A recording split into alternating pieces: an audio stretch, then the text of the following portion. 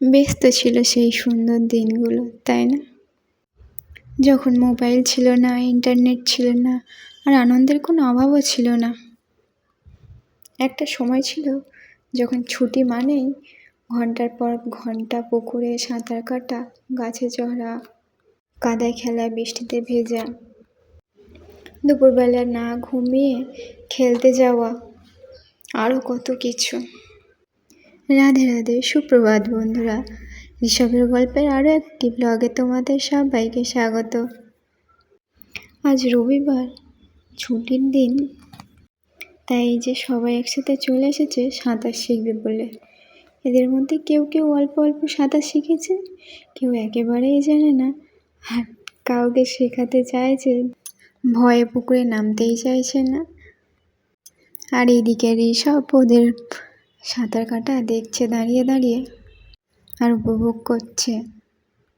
সচরাচর এরকম দৃশ্য খুব একটা দেখা যায় না। আমাদের সময় আমরা তো পুকুর থেকে উঠতেই চাইতাম না, মা যতক্ষণ না গিয়ে বাড়ি নিয়ে মারবে বলে তুলতো, কিন্তু এরা তো জলে নামতেই চায় না।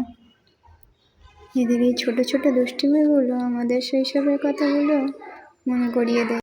আর এইদিকে দেখো, আর একটা পুচকে স্নান করে চলে এসছে ওদের সাঁতার কাটা দেখতে। ওর বয়স এখনো 1 মাস হয়নি। আর এটা আমার মেয়ের ছেলে, আরে জায়ের মেয়ের ছেলে, মানে আমারও মেয়ের ছেলে। আমার তো পুকুরে নামতে বেশ ভয় করে, তাই খুব একটা পুকুরে নামি না। তবে এদেরকে দেখেও মনে হচ্ছিল যে আমিও নেমে এদের সাথে একটু সাঁতার কেটে নিই। আর এদিকে ঋষভ দাঁড়িয়ে দাঁড়িয়ে বলছিল যে মা, আমিও সাঁতার কাটবো, আমাকেও নিয়ে চলো সাঁতার কাটতে। আমার তখন স্নান করা হয়ে গেছে, তাই আর আমি ওকে নিয়ে নামতে পারিনি। আজকে এই ভিডিওটা খুব সাধারণ মনে হচ্ছে, কিন্তু কয়েক বছর পরে এই ভিডিওগুলোই স্মৃতি হয়ে থেকে যাবে। আর দেখলে মনে হবে কি সুন্দরই না ছিল দিনগুলো। জীবনে কাজের ব্যস্ততা তো থাকবেই, তবে এদের সঙ্গে এই কাটানো ছোট ছোট মুহূর্তগুলো হারিয়ে যেতে দেব না, কারণ এইগুলোই জীবনের চলার পথে স্মৃতি হয়ে থাকবে। আর এদিকে আমি আর ঋষভ ওদের সাঁতার কাটা বসে বসে দেখছি আর উপভোগ করছি।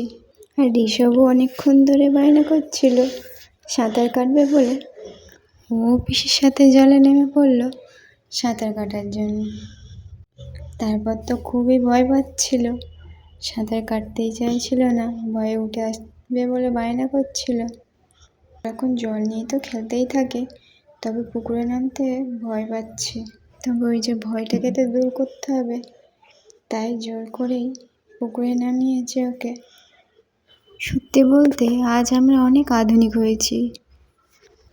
প্রযুক্তি আমাদের জীবনকে অনেক সুন্দর করে তুলেছে ঠিকই, কিন্তু কোথাও যেন সেই নির্ভেজাল আনন্দগুলো হারিয়ে গেছে। আপনাদেরও যদি এরকম ছোটোবেলার কোনো স্মৃতির গল্প মনে পড়ে, অবশ্যই কমেন্টে লিখে জানাবেন। আর ভিডিওটি যদি ভালো লাগে তাহলে একটি লাইক করবেন, বন্ধুদের সাথে শেয়ার করবেন, আর ঋষভের গল্প চ্যানেলটি সাবস্ক্রাইব করে আমাদের পরিবারের সাথে যুক্ত থাকবেন। ধন্যবাদ, দেখা হবে আরও একটি নতুন ভিডিওতে।